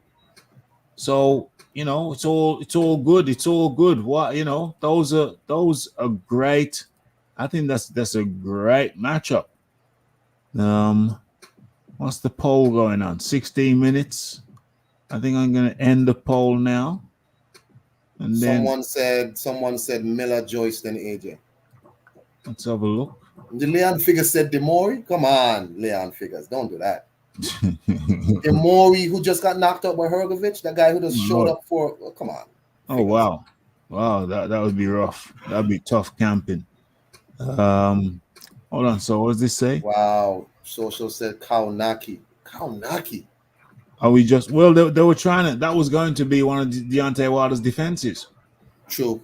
They were lining up Kawanaki. They had them sitting next to each other. Say, yeah, this is the Polish sausage. We're gonna put Deontay Wilder in next with the Polish sausage. You know what I'm saying? And then the Polish sausage got battered by Hellenius 2 times. 2 times. Are we building him up for AJ or just good fights? Well, Joe Joyce, the first one, Dubois, the second one. The battling against Brits. Has he been in with the Brits other than Audley Harrison? Just Audley. All them years ago? Jeez. That's crazy, yo. Social Join says Miller, Joyce, AJ. Miller. You don't think Miller's a good fight? I don't mind watching him against Miller, but the problem with the Miller fight is that I think the US versus the UK fights are more appealing to the US, maybe more appealing to me too. I think Wilder versus Joyce appeals to me more than Wilder versus Miller, and Wilder versus Dubois appeals to me more than Wilder versus Miller. But I would still watch Wilder versus Miller. But I think the Joyce fight is more appealing, and the Dubois fight's more appealing. Miller, I'd have him in 3rd place. Yeah. It's an entertaining fight. I just think that the Joyce is more intriguing. Wilder Joyce is more intriguing. Wilder Dubois is more intriguing. I can actually see Miller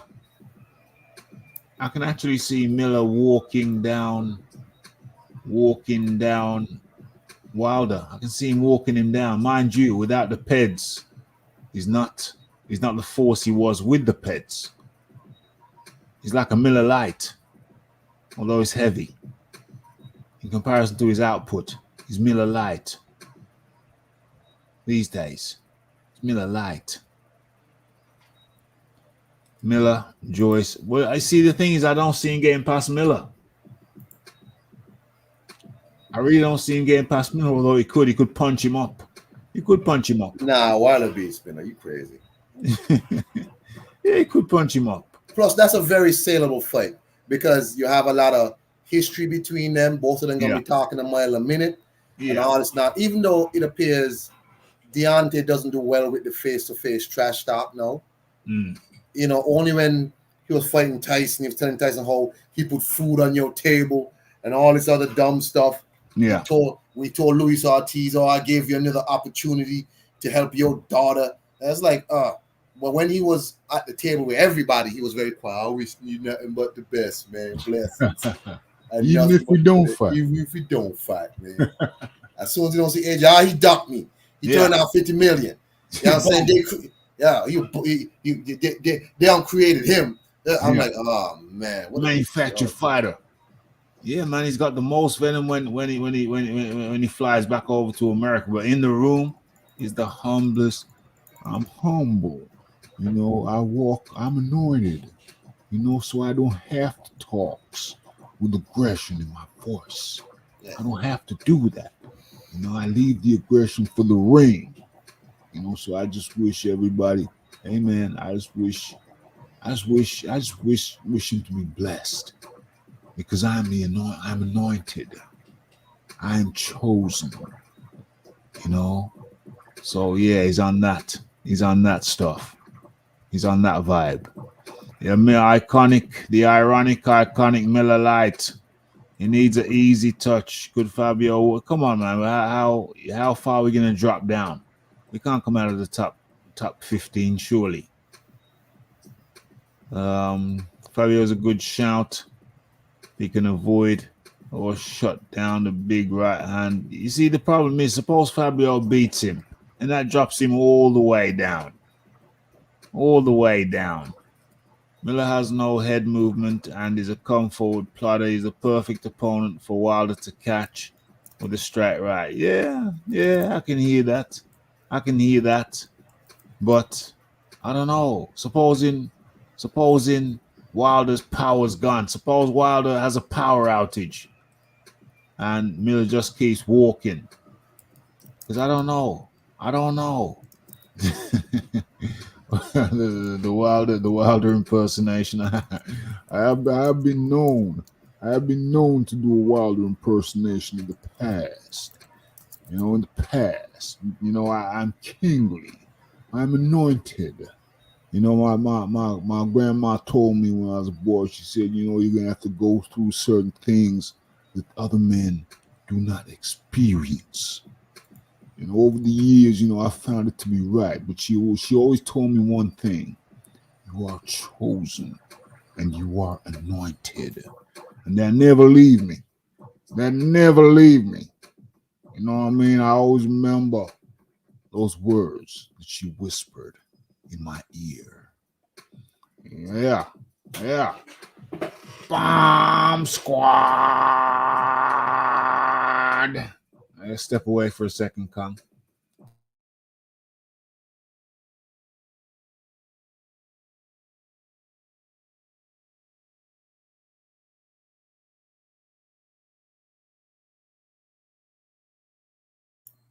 You hear me, Rafi? What the hell happened? No, he was on mute. Mute. Oh gosh. I hear banging me blasting more. He was yeah.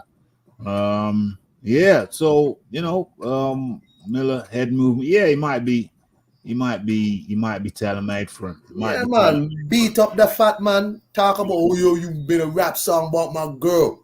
You know what I'm saying? I ain't gonna have that. Yeah. Eat these punches, fat man. You know what I mean? Yeah. Something like that. Listen, man. There's a lot of fights for Wilder I do not recommend. He rematched Joseph Parker.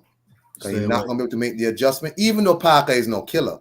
But he's going to have to make certain adjustments in his game that he not gonna do. He has to get very active this year. Yeah. And he gotta stop walk with this succubus up and down the place with him. That woman weakening you, Deontay. Leave she home. Definitely. Yeah, that's my opinion, man. That she stay home, man. Definitely. This is war time. You check? Yeah. No Yeah. warriors a walk up and down with their wife like that. She stay home. It's crazy. I've never Yeah. seen another champion walking around with his woman like Wilder. It's crazy. This don't make no sense. Oh, Weakens the legs. Usyk for the second Joshua fight weighing at 220 something pounds. 220 something pounds. Heavier than Wilder. Wilder was like 212 pounds or something. What are you doing? Wow. 220 something. Wow.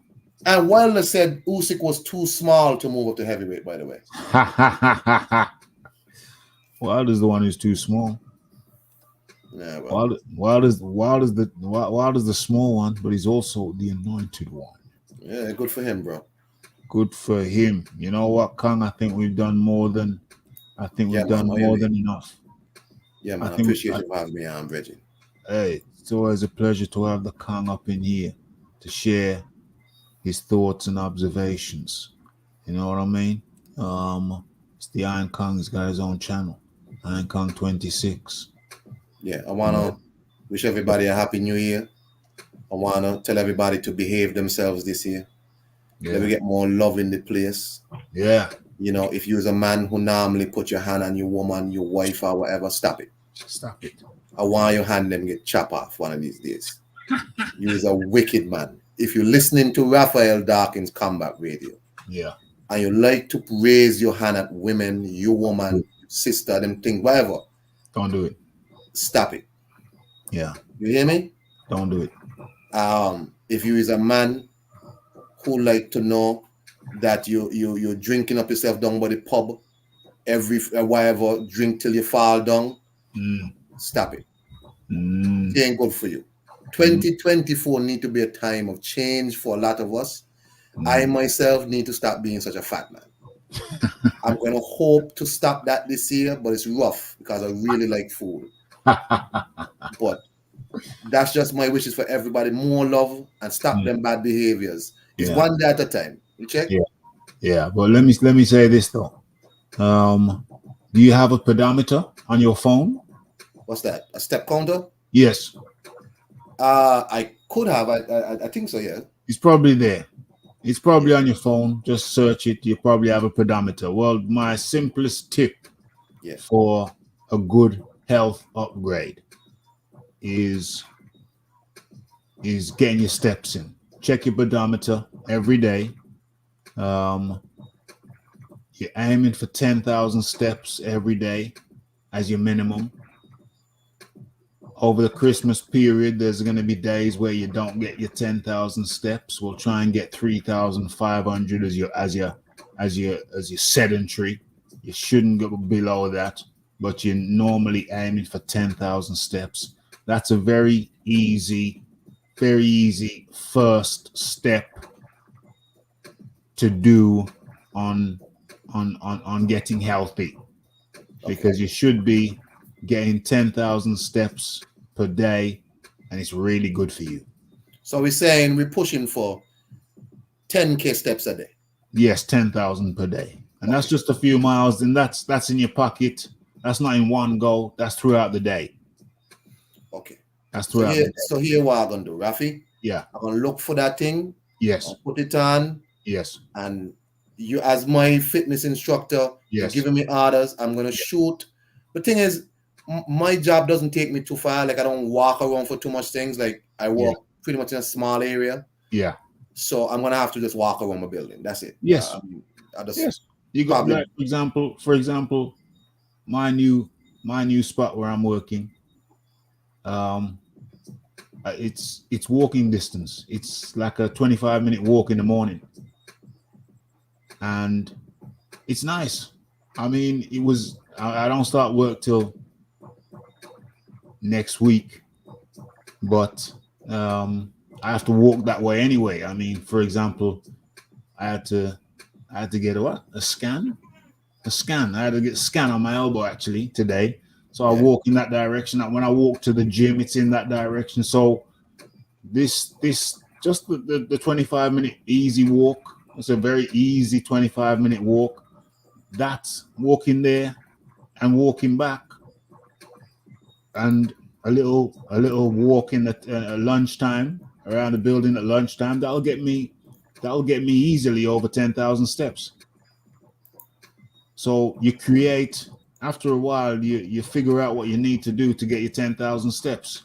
Okay. You know what I'm saying? If I walk there and I walk there and I walk there, I've actually got 10,000. If I walk there, I've got 15. So you know what I'm saying? You figure out after a while what you have to do to get certain steps. Now I could drive to work, but then what's the point when I could just get a natural fitness boost or health boost just by walking in the morning?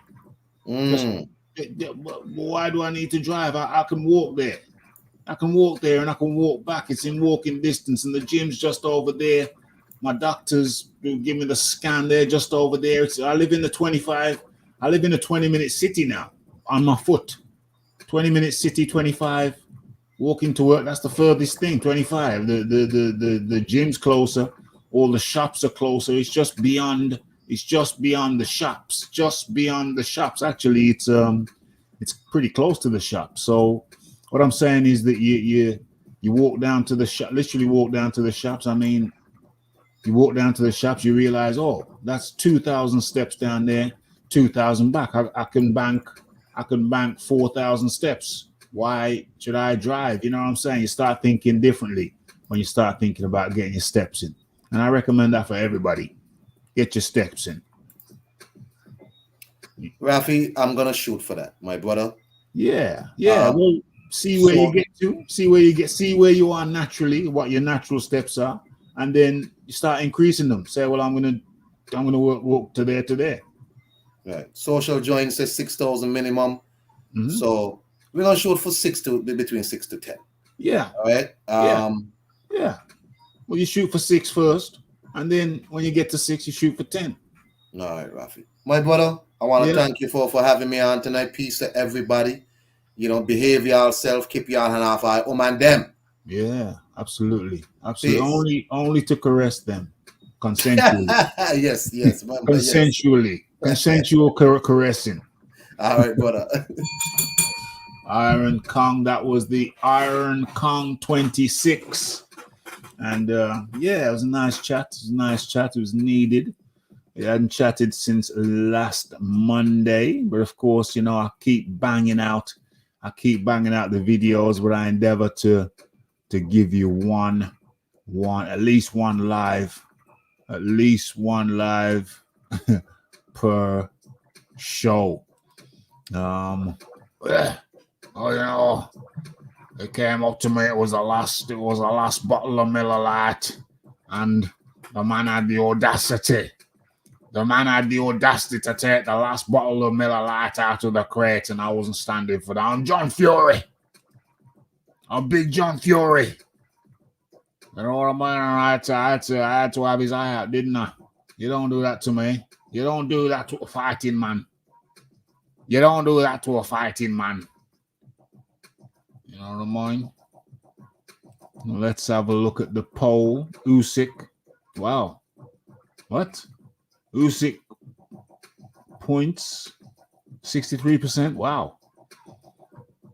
Fury KO 18%. Fury points 9%. Usyk KO 9%. So the overwhelming percentage of the altogether we got 63% plus 9% for Usyk. That's what, 72% for Usyk overall. 72%, and that leaves what? That leaves 28%. So 72% of the vote goes to Usyk. 63, the bulk of that being 63% of respondents thinking that Usyk wins by points.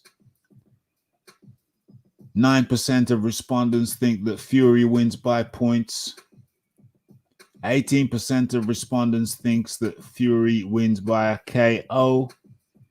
And what is that? 9% of respondents think that Usyk wins via KO. So overall, 72% of the vote goes to Usyk winning, and 28%. The remainder goes to Tyson Fury winning. I'm still on the fence. I can see it going either way. I'm going to have to get off the fence at some point. I'm going to have to running out of names. Yeah, listen, if people think Miller's the easiest fight, then give him Miller first. But I don't know. I think the Joyce fight is more the Joe Joyce fight. I think it's juicy. I think it's juicier. Joe Joyce versus Wilder. I think that's a juicy fight. I think that's a juicy fight. What are we saying here? Yeah, he was talking about a lot of crap. He was talking about dropping down to cruiserweight and fighting his brother. You remember that? He was talking about dropping down to cruiserweight and fighting his brother. KJM says, cheers, good chat. Hey, don't forget to check out the videos. I've done some banging videos recently. I think the last video, even if I say so myself, I feel like the last video was close to a masterpiece. Close to a masterpiece. In fact, it's a bit of a masterpiece. Bit of a junior masterpiece. I was just trying to get my thoughts out, and I did get my thoughts out. But I think it worked really well. I've watched that several times, and I kind of enjoy it. It's a bit long, but I kind of enjoy it. Kong was on fire today. He most certainly was. KJM says portion control, but really, I don't think that's it, though. It's not just portion control. It's a part of it. Portion control is a part, so you're right on that front. But I think it's what's the component, is what is on your plate, what is on your dish. You know what I'm saying? Have I got some of my dishes up? I think I might have some of my dishes up on Instagram. Where are we? Where are we? Let me show you some of my dishes. Can I show you some of my dishes? View archive. I think I may. I think I may be able to. Where are my dishes? Oh, yeah, we got some of my dishes here. Let's share my screen. So portion control, yeah, you're right. But I think it's also very important what's on your plate. Let me show you what's on my plate, and perhaps what should be on your plate too. I don't know. You'll be the judge. Let's show you what's on my plate. Okay. So for example, what's going on? This is a great plate right here. This is a great plate. Can you see it? Okay, just about. So what's on my plate there? What is on Rafi's plate? Okay, so we got some burgers there. You could say, hey, stay away from the burgers, but I like a burger. I like a good burger once a week. You know what I'm saying? The quarter pounders, the thick quarter pounders. You know, that's a quarter pounder and that's a quarter pounder, not thin ones. We're talking about the thick, good cut of beef. Yeah. Then everything's on a bed of salad or spinach. Everything is on a bed of salad, or in this case, spinach. It's normally spinach. Okay, and then you got some tomato. You say, I say tomato, you say tomato, I say tomato. We got some tomato. Yeah. And then we got the beetroot. So that's only 4 ingredients. But the thing is, it's quite filling. And this is the definition of low carb. Yeah. So I don't eat low carb every meal, but, you know, a few meals per day. 1 meal, at least 1 meal a day. 2 meals might be low carb. I mean, my breakfast isn't low carb. It's got porridge, so that's not low carb. But my oats, slow release. I chop a banana in there. That's not low carb. So that's how I start my day. Milk, oats, milk in the oats. Chop a banana in there. Don't add any other sweetener. Oh yeah, and sugar. Getting rid of the sugar. Getting sugar out of your diet. No additional sugar. Do I have sugar in my coffee? Yeah, I have a little bit.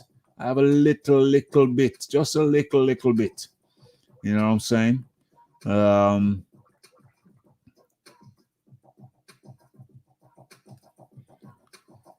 All right, old Howie counts steps on the treadmill somehow. 8 to 10K. Yep. I got a Howie as well. There's nothing really wrong with it though. I mean, so I want a new one. I've seen the, what do you call it? I've seen the Honor 70. Is the Honor 70? Where is it? It's a beautiful phone. Absolutely beautiful phone, the Honor 70. Actually, I don't think that one's it. What is it? What's going on? Oh, there's a later model than that. Yeah, I'm thinking about stepping up. I can buy it SIM free, open to all networks for about 150 quid, brand new. I think that's a good price. That's a good price. So, what are we saying?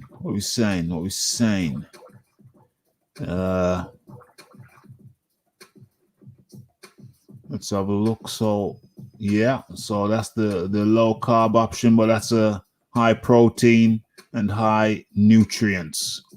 High protein, high nutrients. What's going to happen if I do that? Okay, well, that's cool. Okay, so let's have a look at another plate. Look at another plate. What's this? Oh, that's not it. Okay, let's have a look at another plate. So, on this plate, can you see it? Oh, damn. Came across your channel. I saw it, bro. Came across your channel today. Oh, only today. Oh, wicked. That's excellent. Hey, good to have you up in here. I hope you subscribed. Like, subscribe, comment, and share, people. So what are we saying about this plate? Okay, so we got chicken on this plate on a bed of spinach. Or actually, I can see some rocket. There. So on a bed of greens, you got the chicken, you got the sweet potato, relatively small, but long ones, 2 of them. And then you got some kind of, I forgot what that is. That was some Christmas thing. That was some Christmas pastry with that was a Christmas vegetable pastry. The stuff on top of it, that's just cheese. That's just cheese on top, cheese. It's high fat, low carb. The meal is moderate carbs. You got the carbs in the sweet potato, slow release, and you got some carbs in the pastry. So that's that's a hearty meal right there. And the cheese on top, no carbs, but lots of fat and protons. Lots of fat and protons, and you need fat in your diet. The good fats. So let us take another walk. Let's have another look. What we got here. Okay, and it's very important to get your Sunday roasting. So hope you all enjoyed your Sunday roast. You know what I mean? Excellente. Yeah, subbed. Marveloso. Yeah, I've had mine for about 4 years, and it was all good. It was all good until I slipped out of my pocket and cracked, and it's a glass back and front. So I have it in a pouch now, and it's still functional. It's still functional. It's right there. Where is it? It's right there. Gets invisible sometimes though. But it's got some cracks in the screen. I'm thinking, why am I walking around with a cracked up screen for the last probably 2 years? Probably cracked about 2 years ago. I remember it was in COVID. It was the summer, and it wasn't this summer gone. I've been walking around with a cracked screen for 2 years. That's too long. So I'm going to keep this one, but there's a really nice, sexy one that I want. It's really sexy. It's yeah, it's nice. So there you have your mites. There you have your mites. What we got here? What's this? Yeah, okay. That's your rice. And on your bed of salad, as per usual. And I got, what was that? That's sweet and sour chicken. That's chicken with a sweet and sour sauce on the top. You know what I mean? Sometimes it's nice to get a bit of sauce on it, get a bit of sauce. Get a bit of sauce. What did I just see? I just saw something else. Well, you get the picture. You get the idea. Yeah. So in that one, that's meatball. Is that meatballs? Yeah, it's meatballs. Once and again on a bed of salad. Got a big piece of broccoli there. Is that broccoli? Yeah, I think a big piece of broccoli. What the hell's going on? Why did that just shift? I didn't ask it to. Okay, big piece of broccoli. And why did it jump? Why did it jump? Let's give you one more. One more. Oh, okay. There we go. Well, we got duck. Once again on a bed of spinach. We got some duck, that's pure protein, and we got some coleslaw. We got some coleslaw. Yeah. And it bees like that. That was just some of the recipes from Rafi's kitchen. Just got into bed. 14 steps today for me. How many steps am I on? Got some good steps in today. Been a little bit chilled in the country in the over the holiday period, but I got 15,593 steps. 15,593 steps. And that wasn't hard going. That was pretty easy. What is that? They reckon that's 7.38 miles, but that's walking everywhere because I have my phone in my pocket at all times and most times. So that's walking everywhere. That's not a long walk. That's just a culmination of walks. 14K will keep you shredded. That's good stuff. Enjoy the show. Marveloso.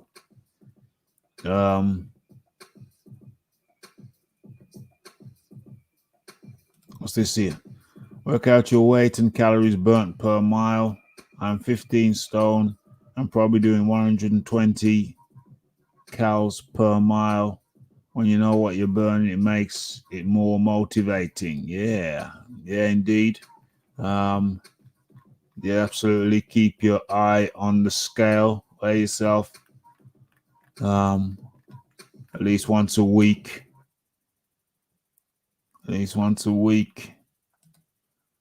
I weigh too much to be shredded. I work 50 to 70 hours a week. Wow. And I'm on my feet, so 10K a day is standard. That's a lot of hours. I like the Monai. Yeah, there we go. That's good shizzle. I work for a government regulator, and we're tight as F when it comes to overtime. Damn. Came across the channel today. Excellente. Macros is a science for real. Say just get the big picture right. And get the balance right. As long as you're having lots of vegetables, I think vegetables are the key, because if you've got lots of vegetables on your plate, it limits how much else you can get on your plate. So get the vegetables on first, get the meat on, and then, whatever else, like that was a filling meal.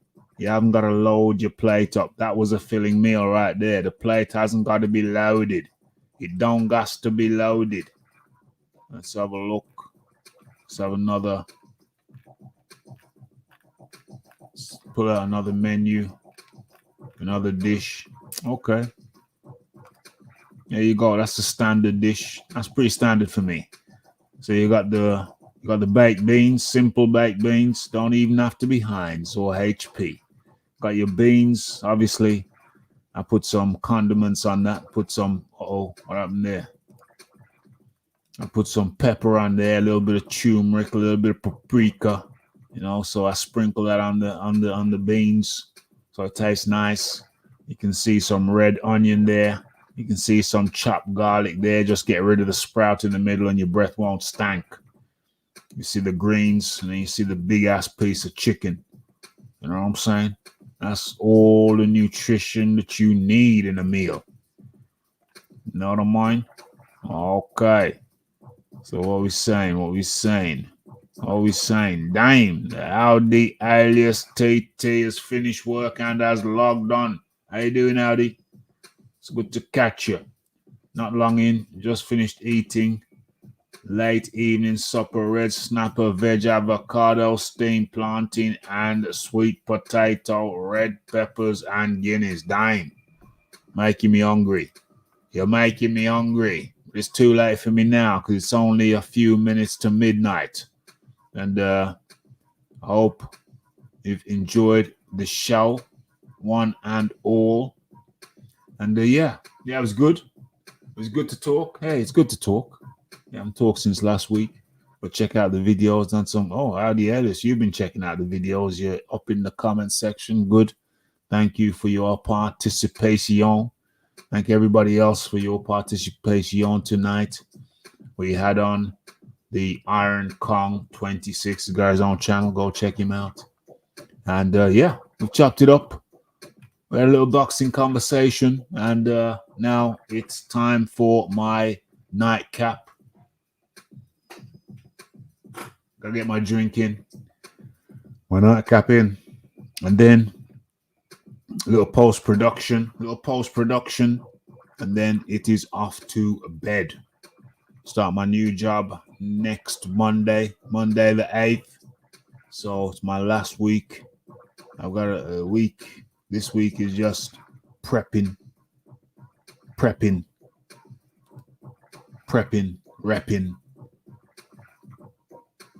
Got my scan done today on my elbow.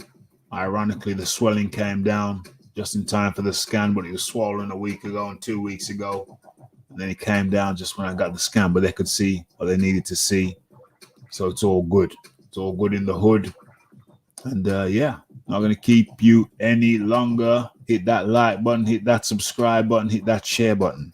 You are in tune to, or you have been in tune to, Raphael Dawkins, the Combat Radio. Boxing Talk with Rafi. Normally on a Monday around 9:15 p.m. But hey, we get it in when we can get it in. It's Raphael Dawkins, Combat Radio. We're out. Just like Deontay Wilder. I am highly anointed. So what I got to say to you is much thanks to the Audi alias TT putting a bit of color in the chat. And with that, we say blessed. Good luck. Thank you very much.